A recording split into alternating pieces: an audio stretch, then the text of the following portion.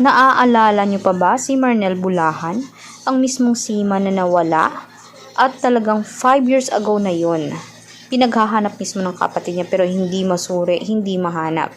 Maraming mga mismong may vision ang tumulong maghanap dito. Pero iisa lamang, dalawa ang testigo. Maging si Sheila Folica at ang mismong kapatid ni Sheila. Marami naman kasing lumalabas mismo mga ebidensya na lumabas patungkol kina Sheila. Maraming ang nagsasabing nasa tubig pa rin yun si Marnel. Malaki talaga ang kumpirmasyon na nasa tubig na sa palibot ng bahay nila kasi malapit sila sa tubig. Halata namang sinimento.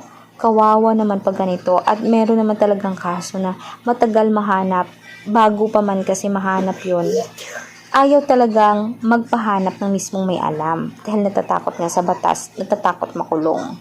Gayon naman kung sinemento na rin ito at kung kailan na lang konsensyahin mismo ang gumawa nito ay tsaka na lang mahanap itong si Marnel. Hindi pa sigurado pero nagsasabi na nga sina Jay Costura na sa tubig pa rin iyon. Binabalot ng simento, hindi makaahon. Ang lupit ng sinapit ni Marnel. Naging trending ito 5 years ago sa Raffy Tulfo in Action. Ngayon, i-update natin dito kung gusto nyo ating subaybayan dahil aking pagtutuklasan kung ano pang mga nangyari sa kanya.